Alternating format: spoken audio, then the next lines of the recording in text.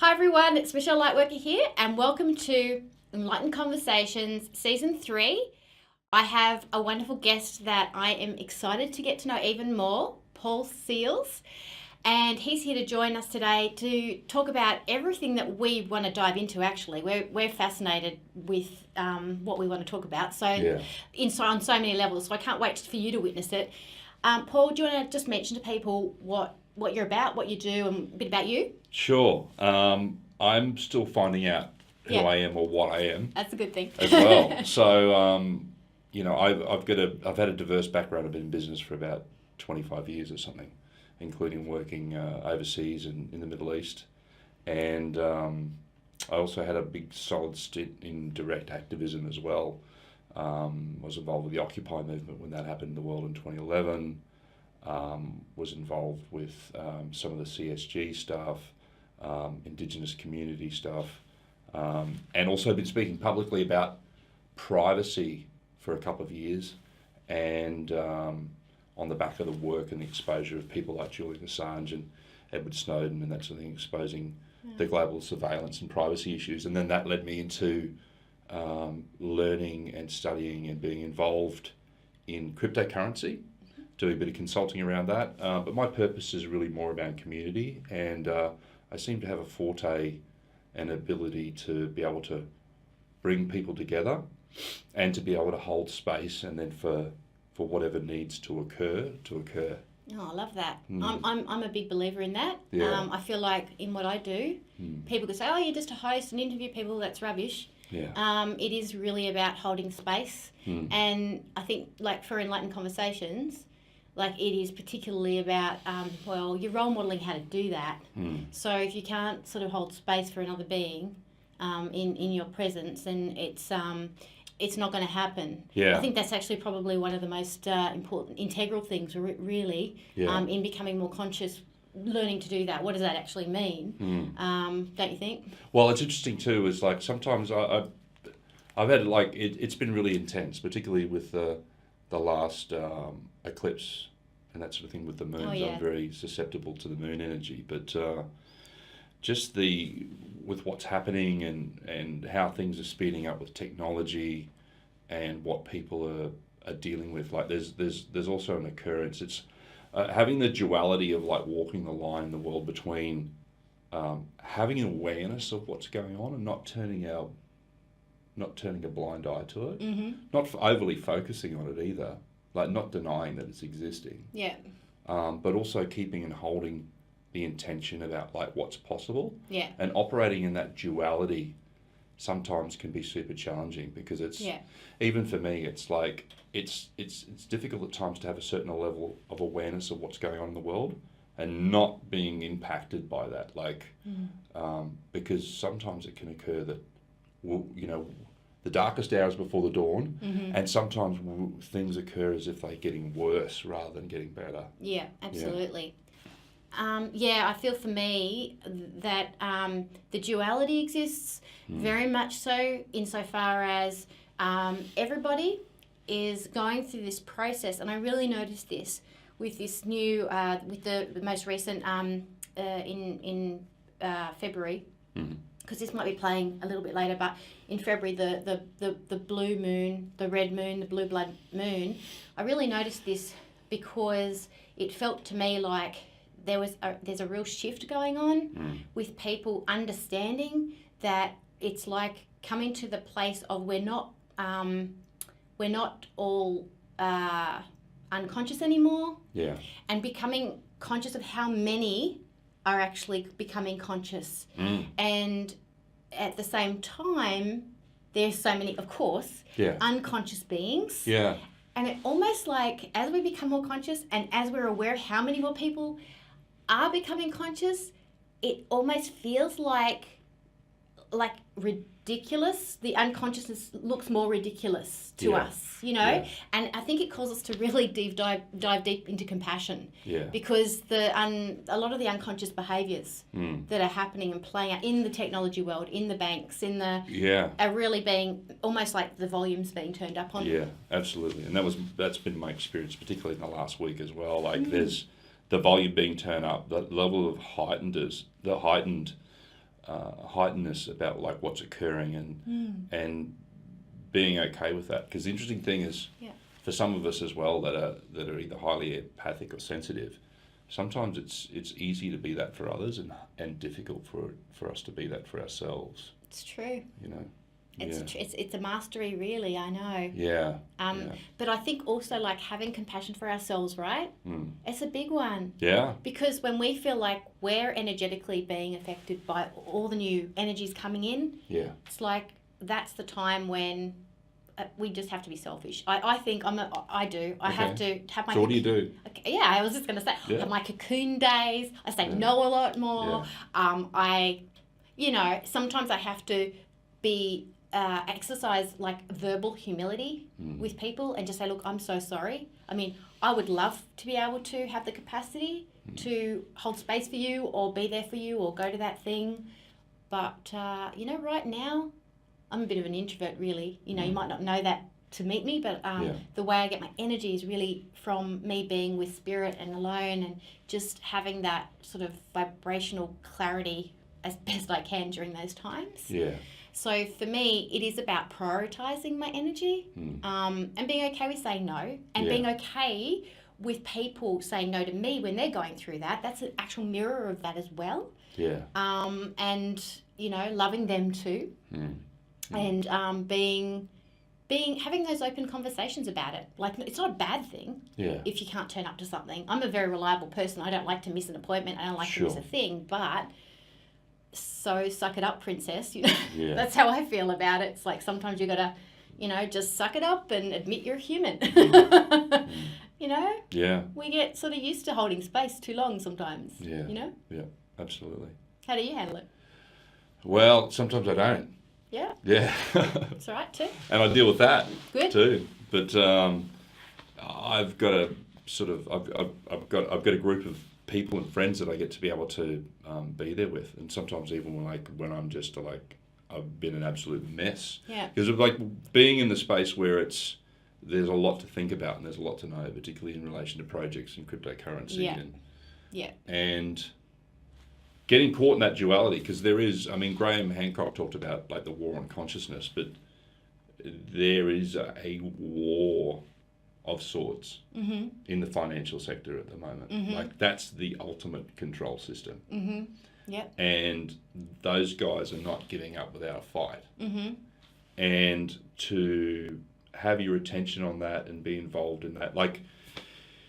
Yeah, it's a head trip sometimes. Yeah, it can be. You've got a lot going on. Yeah. Like you're trying to follow this and that and da-da-da-da. Yeah. And there's that easy part of us that, I don't know, the slumbering part, like the past part where we've been more head, like walking heads, like they talk about you're just a walking head, you're not connected to your body, that kind of thing. Yeah. And it's easy when you've got a lot of information and you've got to focus on that and to get clarity on everything, not to sort of, return to that. Yeah. It's like keeping that heart center. Yeah. And it can be really challenging as well. So if there's a breakdown or a loss of a long-term relationship, there's like financial stress, like all these things, just ripping and tearing open wounds. Yeah, I'm getting tingles on that. I can feel that right through my body. It triggers people. Yeah, it and triggers it's like, people. For me, it's like if there's been like times of like almost going into schisms of craziness, like the absurdity about like the world and what's going on and what's allowed to happen and what's occurred. Yeah, that's what I mean. And then it's like, my God, like how much more work and personal development do I need to do?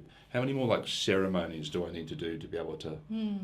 But it's find the center with it all. Find the center with the crazy. Some things there's no answers to. Yeah, I know, and sometimes it's okay not to feel okay about it because our intuition everything inside of us, every cell inside of us is screaming, you know, this is not okay. Yeah. I want equality. I want empowerment. I want Yeah. freedom for people everywhere. Yeah. And that soul is just crying for that. And I think that that in itself, it's honourable and beautiful. I don't think it should be squashed down. No. I think it should be honoured and understood.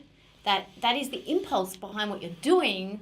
So it creates an integrity around what you're doing, a real foundation around what you're doing. Yeah. It's a beautiful thing. Yeah. It shouldn't be thrown out. But it doesn't make you wrong. I don't think personally. I feel sometimes I'm exasperated. Yeah. And I have my moments where, oh God, I just want everyone to know what I get it. I just want people to have that, and it's like just that patience and understanding that they're serving a purpose in some aspect. Because if we didn't have that contrast, we wouldn't be rising up. And so being in gratitude. All experiences by contrast. Yeah. You know, thank you for, sorry, but this is bad to say this, but I will. But thank you to all those people out there suffering, so I don't have to now. Like, you know, to come from that frame of reference. I appreciate your sacrifice for me. Do you know? And just sort of, I think that's the thing that helps me get back to my heart space. Yeah. Is that gratitude. And it's the endurance. I mean, I've had huge amount of growth through challenges, but being able to move through that level of challenge and suffering, you know, because the journey to awareness and consciousness, sometimes for people that are brave enough to put themselves on the edge and to sit in ceremonies and to make the sacrifice. Yeah. You know. Yeah. And to lead the way, like the people that are, you know, forging the path, the beginners, the people, you know, like I started 12, 13 years ago, and now it's like I didn't realise I was a path forger and how difficult it was. But, you know, hopefully people actually get it now that we've done a lot of groundwork for you guys. Rush on in so you don't have to be... Like, it's strength in numbers, you know, and there's enough leaders of us now to go, hey, oh my God, you know, people like you exist. Yeah. These path forgers, And also that we're part of a collective, so it's not always up to us as individuals to have to be responsible as well. So if we're part of a community and a flock that's moving, it's like, you know, people sort of shift around and like move out of that position to be able to lead, and someone else can step up and be able to fulfill that place for a while and lead the way, because we're all we're shifting and we're moving with a collective that's not it's not in any way, shape or form. And that's why I talk about cryptocurrency, and I'm passionate about it as well, because it has the ability to be able to shift us into the next dimension. And I feel like the things that I've actually understood about cryptocurrency that really helped me to see how it could help people be liberated is the fact that they are able to, where perhaps they were in a situation where they can't access money, that they can start to take some form of empowerment back around that, and to be able to feel like they can support themselves and they're kind of creators of their own destiny, but on that physical level, if you like, because money, crypto, it's all about existing on the physical plane. That's it. And the whole thing about decentralized currency is now as well is that, like, for us as a species globally, is that there's no borders geographically. I love that. Yeah, so the complete decentralization, so there's no control with banks, so there won't be, you know, there won't be just this currency can only be used in this country. Yeah. You know, it's like, it's a shift, and like some people are really, you know, really challenged about that's occurring at the moment. You know, I mean, particularly the control structures where they've invested in thousands of years for that to be able to occur. Yeah. You know, I don't think people realise just how much of a paradigm, like a real complete paradigm shift that we're entering into when it comes to taking more responsibility and sovereignty around our financial situation. I think it's actually being, I know that there's a lot of attention on the cryptocurrency stuff right now. Yeah. And I think that there's a lot of fear around it. a lot of fear that it's just a Ponzi get quick rich scheme, or Well, some of them are, but what have you. Or the maybe some purists- are. So the there's purists that are. sort of maybe there is that element, like there is with everything, but it also like not to throw the baby out with the bathwater. If you have the research and you understand how it's working to help humanity in certain aspects, like helping projects and things like that. I think, wow, that's pretty mind expansive. Not to close your mind and just go, oh, I got in, like this happened to me, by the way, everybody. I don't know if anybody remembered PIPs, but I got involved with PIPs back in 2003. Okay. And I invested $1,000 in PIPs, and I saw lots of my friends pull out lots of money. So it was like doubling your money every day, and I didn't get mine back. Right. And so then I, of course, got a wound around that. And I'm not going to look at anything else. Yeah. And then so those wounds can prevent us from perhaps really seeing the full, like the spectrum. Full. Yes, exactly. But then there's the other side of the coin, which is funny I said the other side of the coin. Yeah. Because there's this whole other aspect of, well, eventually we won't need money. No. In a new dimension, right? Yeah. But it's about how do we transition the money into a sense of freedom that we don't need it. Yeah. So I've had experiences as well. I've spoken about it previously where I've had experiences where I've been able to see through the veil and project into the future through different situations and different altered states of consciousness. So there is a transition on the other side. There's concerns that I have that I'm working in this space as a consultant and working on this project and creating conferences and community and that sort of thing. Yeah. So there is a concern. There is a very real concern. Like the future is the field of all possibility. If enough people wake up to like what's going on, it has the ability to shift. It's the hundredth monkey theory. So if enough people shift, everyone just gets it by osmosis. Yeah. But so if we have the ability to be able to shift it, and that we can keep the currency decentralized without anyone else taking control of it again. Yep. And then we've also got an issue that we've got to deal with potentially there as well, as far as artificial intelligence is concerned, like giving all our power away. Yep. To thinking that, that system is going to solve it for us. A technical mechanism in place of human will. Yeah. Well, I've got a theory that that some of the collective unconscious, well, the collective in the collective unconscious is the shadow. That shadow is hiding out in the autonomous intelligence. So, or the AI. Yeah. So if enough people give that away to that system, what could potentially serve us also has the ability, if we let it, to dominate us. Yeah.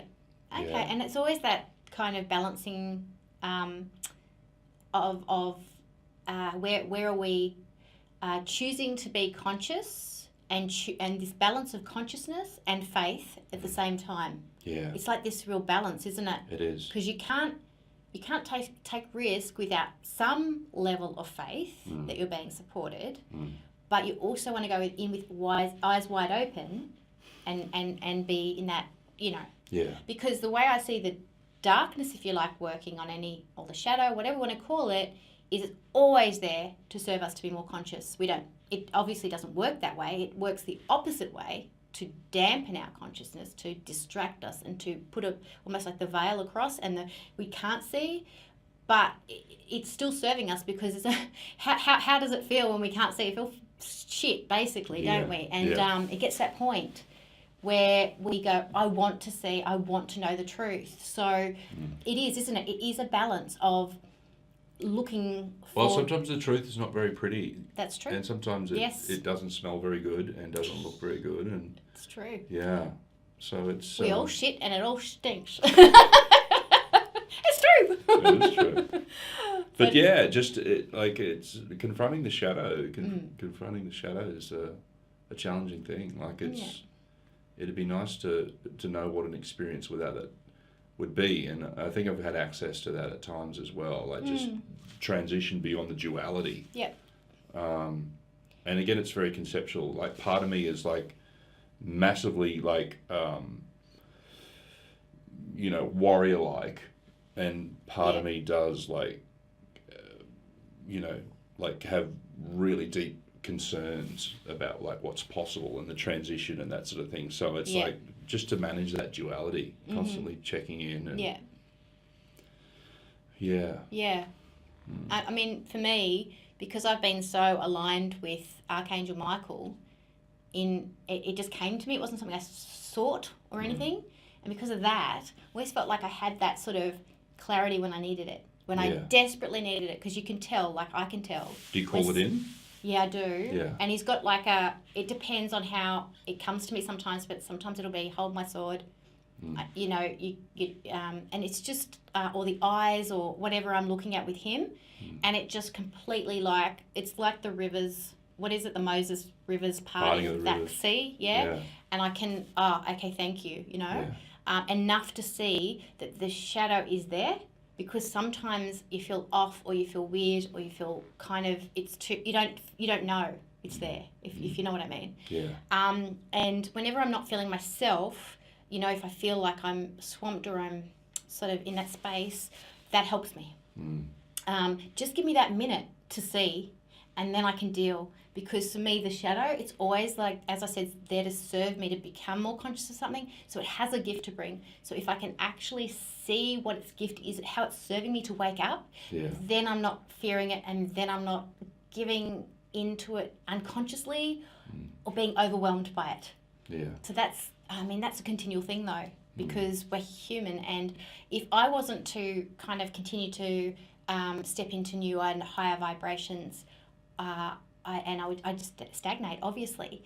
One really good example of this that people might relate to is, especially in the like caring profession, is when you have someone, and it might well be your partner or a good friend or your child or your mother or your father, and they're really unwell. And there's a racket going on with them, and it's like this continual pull back, and suck your energy in.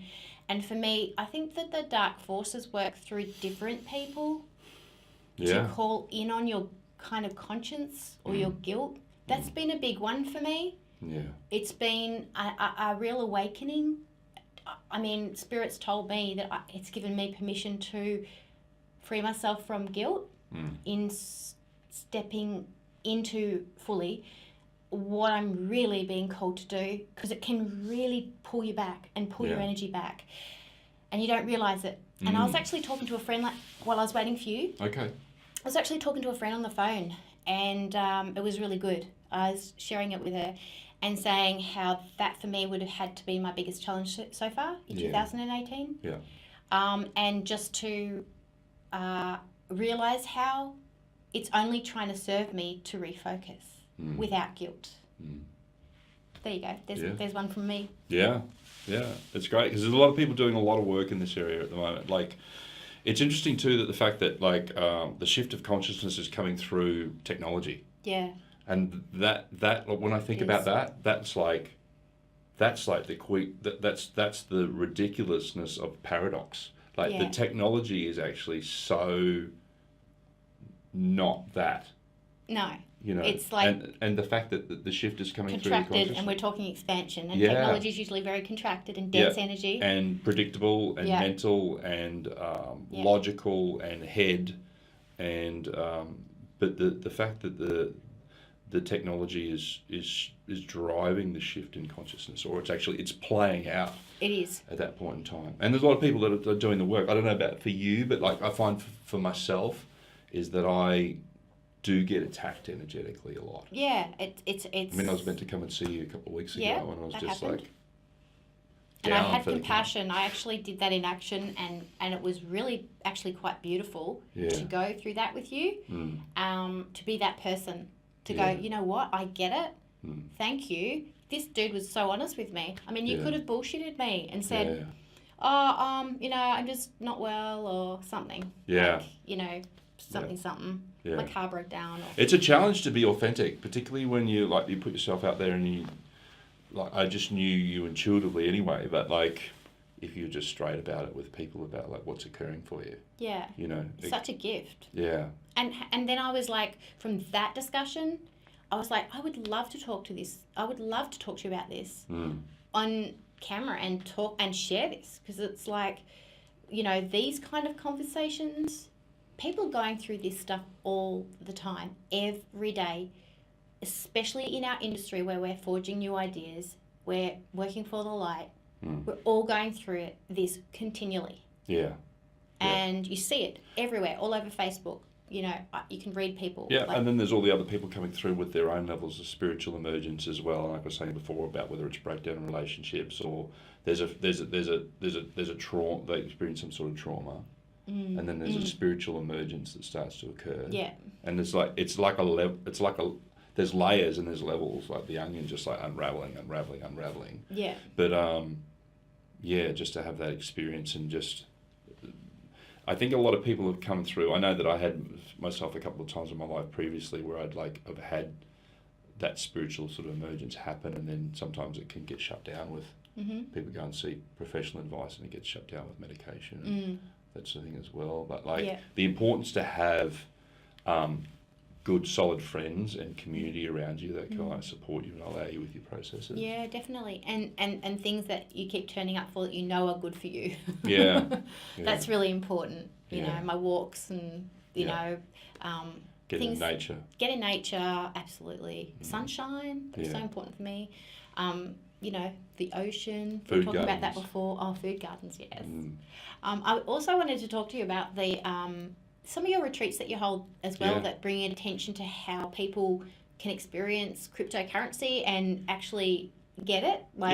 Because, I'm really interested in that. Yeah, thanks for asking. So, I mean, we've got the next one coming up this year. It's called Crypto Conscious. So, the interesting thing is a lot of people are called into space because of the financial aspects. People normally sort of drawn to it from a resonance frequency of like wanting to have more abundance, which is great as well, but like, you've got to like keep doing the inner work, otherwise, you know, people shouldn't be under the illusion that money, and I've visited countries where that's been the case as well, people shouldn't be under the illusion for a community or a country or even an individual to be under the assumption that thinking that money alone is going to solve your problems. No, exactly. And sort of actually what happens sometimes of like, unless you're doing the inner work and you just like keep clearing, because it just keeps coming and sticking every now and again. Unless you keep clearing it, like if there's anything there that's not working, or that's out, it actually magnifies it, and intensifies it. So, yeah, totally. Yeah. It's just a currency, right? Yeah, so, it's just a currency, and it's an expression of energy, and so all our shit and our stuff can get projected onto money, or it can get projected onto crypto or whatever. And that's why we do. It's like, so it's a bit of an alternate agenda. So people are coming along to a cryptocurrency conference, and then we have people talk about, you know, what they're dealing with and human design. I like that alternate agenda. It's like for the good, right? Great, so they come there like, money's great, but like, okay, what about like, what are you doing for your community? Yeah. Every individual should have their own cause and their own social enterprise that they create and they contribute to. Yeah. People talking about shamanic journeying retreats where they can go over to South America and do retreats and do plant medicines and that sort of thing. And that's beautiful. Yeah. Wow, that's really creating consciousness. Yeah. Giving it a meaning and a that's it. purpose it's like, well, behind it. You've got the ability to make a lot of money, but like actually, what are you going to do with it? Yeah. What's your, like, you know, like looking at like, what are you going to do? What do you need to be happy? Yeah. Like, what's your contribution going to be? That's so conscious. Yeah. Wow, I love that. Yeah. Getting people to think about it before they even make the money. That's it. How cool is that? And thinking about like, so what sort of structures and entities they're going to put stuff in, and what's their legacy going to be? Yeah. Like I get caught in survivalism and circumstances in the moment rather than like projecting into what do we want to create and what's possible and what's our memory and our legacy going to be. That sort of, for me, that's fuels everything I do, and I made that decision, I think it was probably 2013. I'd left a really good paying position in the government, working for child safety. Stepped out into when I say nothing, I stepped out into everything. But no money and all that kind of thing. And I remember having this conversation with my husband saying, well, what if we don't make any money out of it, anything I do ever, and we end up in a tent living somewhere down by the river. We did say that. We did say nice location. We'll choose somewhere nice. We were like, yeah, okay, that's not too bad. Yeah. We took it there because the mission had to be more important than the money. And I think if everybody allowed themselves to take themselves there, that they would find that place that actually it's not that important to have the cash or the currency or whatever it is if you don't have the legacy or the impulse to want to create something bigger for everyone and the why. So tell me a bit more about this real estate business? So it's we're working in property. So cryptocurrency is just another form of transaction, right? It's like, as much as it's amazing and it's revolutionary and it's going to change the world, it's just another form of a system of accountancy that's becomes more efficient. So that we're working in that space now with crypto, so that people have the ability to be able to purchase or sell property for cryptocurrency. Which just it's able to free it up. So working with other people that lawyers that take cryptocurrency. And the amazing thing about that is that if you see a house that you like and you want to buy it with cryptocurrency, you can just like buy it like that. Trailblazer alert. Don't wait like months for it to happen. Just do it. I want the house. I got the crypto. I mean, this process you need to do searches and check out due diligence, title searches, all that sort of stuff. And so you're creating this real estate agency as the only one in Australia? It's the first one. Oh my God, I feel so honoured and privileged to be sitting next to you. Yeah, thank you. That's amazing. Yeah. And what's it called? Has it got a name yet? Or you're still in the formation? We haven't created a brand. Okay. Yeah. That's cool. It's it's still more grassroots. Yeah, it's just conversational. It's talking to people. It's giving an opportunity to be able to do that if they want to. It's it's starting to happen in other parts of the world now as well. So. Okay. Yeah. Watch this space. This is pretty cool. That's it. And then as soon as some of the cryptocurrencies like Bitcoin end up becoming worth more than $100,000, they'll actually stabilise as a consistent form of currency. And the confidence will be a bit more, I think, when people's confidence will grow a bit more when it's stable. And the uptake's able to happen fast and smoother and more transitionally. I had a neighbour that when I grew up when I was a kid, and I didn't even know what the internet was back then. But it was sort of like the movie The Matrix, right? So he used to have a phone with a handset. Okay. And he used to ring to dial up and then hook his phone on the receiver and then get onto the internet. And it was just ones and zeros. And that was like the internet 40 years ago, you know. So some of the stuff is still transitional. Yes. And now we've got motor vehicles that have internet access and a whole range of things. But we just don't know where it's going to go. It's a bit like that. Yeah. But I think that it's going to go where we go. That's exactly right. Yeah. It's going to be a mirror. I was just about to say that. Hey. Yeah. It's going to express itself, and that may be a process. Like it could sort of an interesting process. Yes. It's like, yes. I'm curious. I'm like a fly on the wall too, like watching it like a movie. But I think that that whole kind of control over money for everybody. I just think that that's so old, and that something has to give. Something has to change. So some transition has to begin. Yeah. For people to go, yeah, I'm not dictated by money or somebody else is governing my money or whatever. Yeah. I think it's the freedom around that. I mean, sometimes it's a bit of a catchphrase and it's conceptual as well. But like a lot of people, particularly like it's happening in this January in the market when it sort of gets whacked. Yeah. And, some people's portfolios and that sort of thing diminish by about 80%. It's like you can't take goodwill and love to the bank to pay your bank account and pay your fuel. There's always some risk involved. Yeah. But I find it interesting that women are so skeptical. 2% of the entire population of the world have invested in crypto, and 4% of that 2% are women. So that's a tiny. I remember that stat. That was pretty good. Yeah, it was great. I was listening. Yeah. We were doing some filming earlier for 5D TV, and this is where I learnt this, which is awesome. I find it interesting, and I think that it's really great to talk about it transparently so that people get all the corners. Like, you got the torch and you're shining all the corners, and you're not saying, oh, it's the be all and end all, and you're just saying, actually, it's, like we just said, an expression of where we're at. So let's see where that is expressed to. If we're evolving past those confines of being puppets, which we are, then it's inevitable that there will be some freedom with currency. Yeah. And it's about then trusting our own intuition. There'll be some of freedom. course, researching. There'll be mistakes. Of course. Yeah. Because that's what happens on the road to consciousness. It's like learning to and walk learning. again, right? Exactly. Yeah. And just on that bigger scale, like you're saying, there will be aha moments where we might go down this way for a bit as some our dead consciousness. Ends and some dry gullies. And go, oh, okay, Yeah, that didn't work. Exactly. Yeah. And then so we're shifting over here. But we can't stay the same, because that is feeding the few, as they say, and putting controls on the many. Feeding the few and putting controls on the many. That's it. Yeah. Yeah. Only a few people don't have the control. And a lot of people, go hungry. Yeah. Yeah. So. Yeah.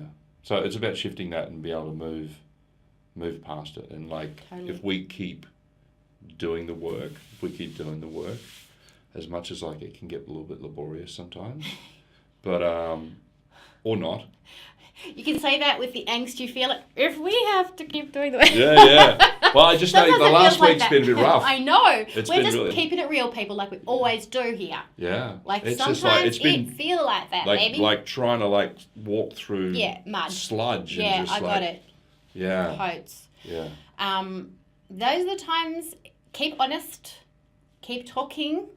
Keep yourself focused on all the good things that feed your soul that you possibly can, and stay on purpose. And stay connected. Yes, stay connected. To your friends and your community. Absolutely. Yeah. Yes, because it's okay when we're lone wolves out there trying to be the trailblazers and forge the path. For when we have that spank of energy and we're just it's so bloody easy. And you know what I'm talking about, because we wouldn't be able to do it if it wasn't easy. Yeah. But it's also okay when we need to be carried by all the people that love us and believe in what we're doing, because I believe it also gives them an opportunity to lift and rise and to say, you know what? He needs us. We need to help him. Yeah. Let's do this. Or her. And it's more important to be real and authentic than it is to be strong.